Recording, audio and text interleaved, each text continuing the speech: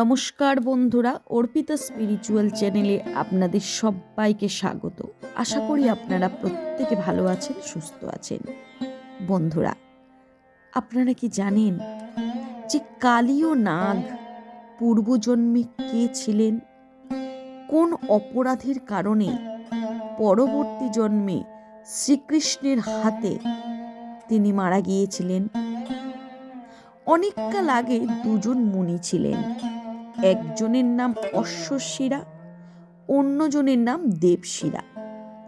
একদিন দেবশিরা মুনি বনে বসে একান্তে জপ করছিলেন।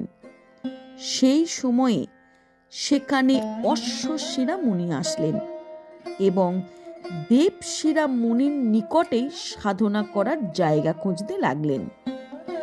দেবশিরা মুনির জপ ভঙ্গ হলো। তিনি চোখ খুলে অশ্বশিরা মুনিকে দেখলেন এবং জিজ্ঞাসা করলেন সেখানে আগমনের কারণ। আগন্তুক মুনি বললেন তিনি সাধনার জায়গা খুঁজছেন।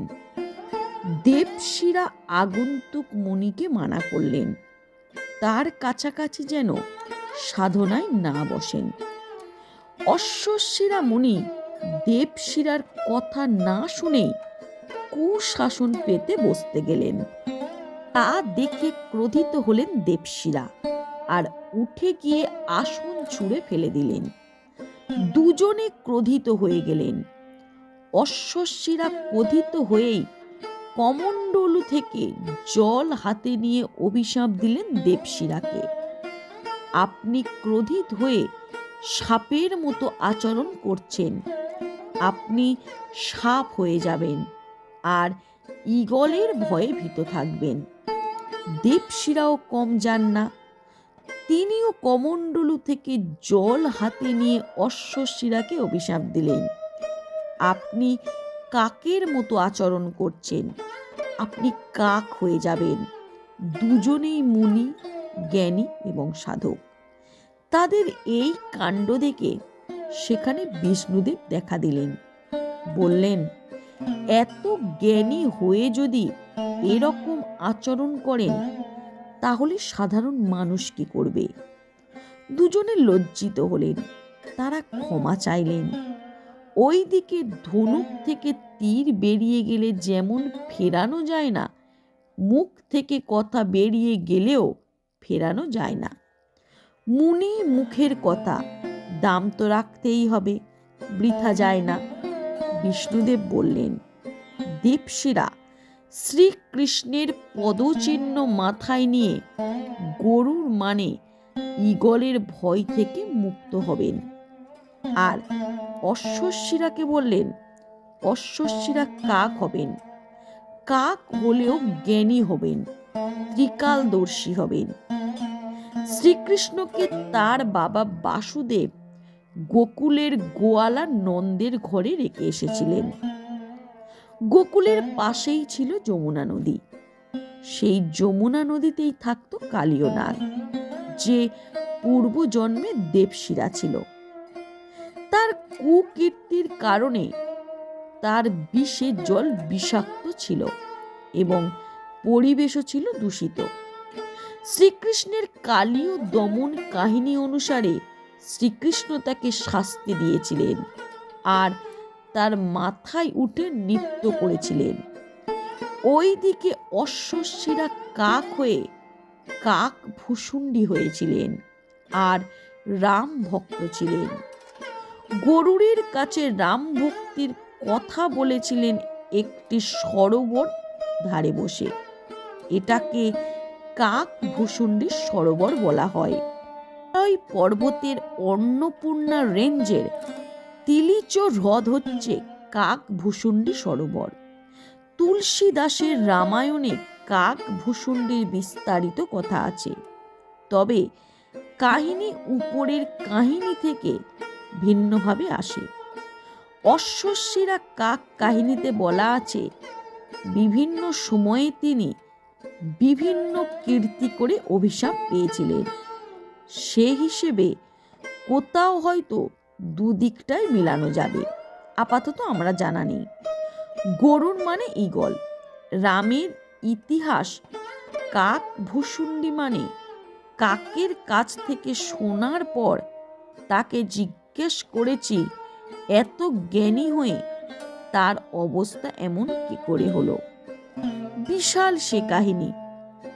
কাক ভুসুন্ডি প্রথমে মানুষ ছিল, এমনিতেই ভালো ছিল, ভক্ত ছিল, কিন্তু উল্টো পাল্টা করত। তাই শিবদেবের কাছ থেকে অভিশাপ পেয়েছিলেন যে সে সর্পযোনি প্রাপ্ত হবে, মানে সাপ হবে, অজগর হবে। সেখানে এক সাধু ছিলেন, তিনি শিবকে নমামি শমিশান ও নির্বাম রূপম বলে স্তুতি করলে শিব বললেন যে কথা বৃথা যাবে না, তবে এই অভিশাপ কাক ভুসুন্ডির জন্য সাপে বর হবে, তাকে 1,000 বার জন্ম নিতে হবে। এভাবে অনেক অনেক জন্মের পরে কাক ভুসুন্ডি ব্রাহ্মণ হলো। সে ঋষি লোমাশার কাছে গিয়েছিল নিগূঢ় দর্শন জানতে। ঋষি তাকে বুঝান তার মনোপ্লুত, সে আবারও বুঝিয়ে দিতে বলে। এভাবে এক সময় লোমশা রেগে যান, এত করে বুঝিয়ে বলছেন তবুও সে মন দিয়ে শুনছে না। তার মাঝে বিতর্ক সৃষ্টি হলো। লোমশা ঠিকই বলেছিলেন, কিন্তু তা বুঝার মতন অবস্থায় ছিলেন না কাকভূষুণ্ডী। যা হবার তাই হলো, আবার অভিশাপ খেল। কাকের মতো ব্যবহার করেছিল বলে কাক হবার অভিশাপ পেল। পরে আবার লোমশাই তাকে নির্বাণের পদ বলে দিয়েছিলেন। কাক ভূসুন্ডি 700 জন্ম কাক হয়ে রইল রাম কথা গাইতে গাইতে। সরোবরের ধারে ছিল তার নিবাস, সেখানে গরুর কেউ শুনিয়েছিল। কালিয়ের যখন ফণাগুলো ভেঙে গেছে, দেহ অবসন্ন, নাক থেকে রক্ত ঝরছে, তখন নাগ পত্নীরা চারিদিক থেকে ছুটে আসছে শ্রীকৃষ্ণের কাছে কালিয়ের অপরাধীর মুক্তি কামনায়। তারা হাত জোর করে আশ্রয়দাতা শ্রীকৃষ্ণকে বলতে লাগলো, সাধারণত কেউ যদি কাউকে প্রহার করতে থাকে তখন বন্ধু বান্ধবরা এসে জিজ্ঞাসা করেন কেন মারছেন ওকে, কিন্তু নাগপত্নীরা তা করল না। তারা এসে বলল, ন্যায্যহি দণ্ড, ঠিক করেছেন, আপনি যথার্থ দণ্ডদাতা। আমাদের স্বামী যে অপরাধ করেছেন তার উপযুক্ত শাস্তি দিয়েছেন। খল ব্যক্তিকে দণ্ড দিতেই আপনার অবতার গ্রহণ।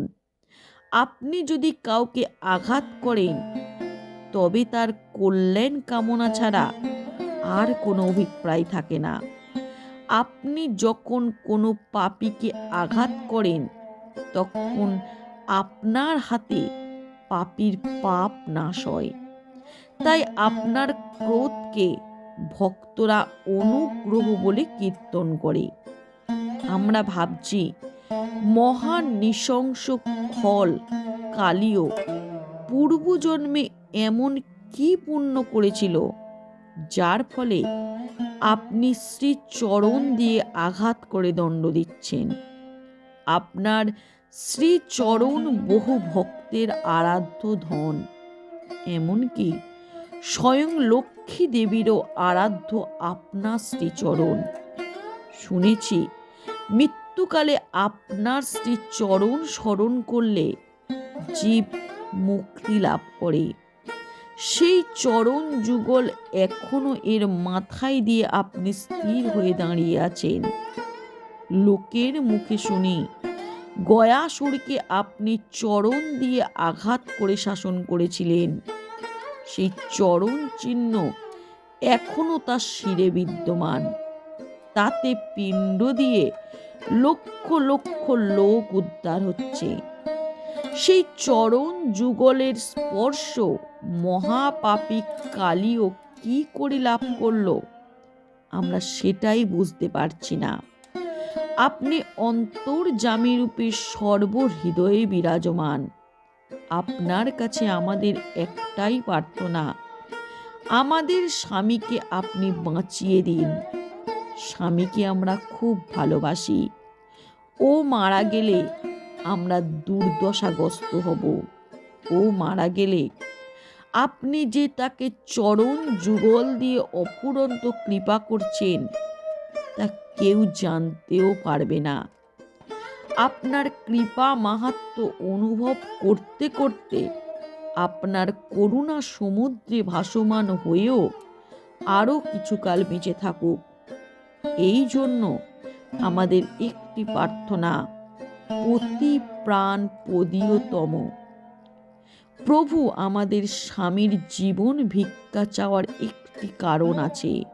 আপনি অন্তর্যামী, সবেই জানেন, তবুও বলছি, আমাদের স্বামী দুর্দান্ত পাতকী ছিলেন।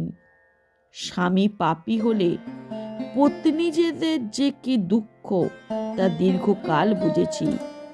আপনার চরণ স্পর্শে এখন ভক্ত হবেন। তাই বলছি, যদি কৃপা করে ওকে বাঁচিয়ে দেন, তবে ভক্ত স্বামীর সংসার করা যে কি সুখ তা অনুভব করতাম। এই বলে কালীয় নাগের স্ত্রীরা শ্রীকৃষ্ণের কাছে আবেদন করতে লাগলেন। বন্ধুরা, ভিডিওটি কেমন লাগলো অবশ্যই জানাবেন।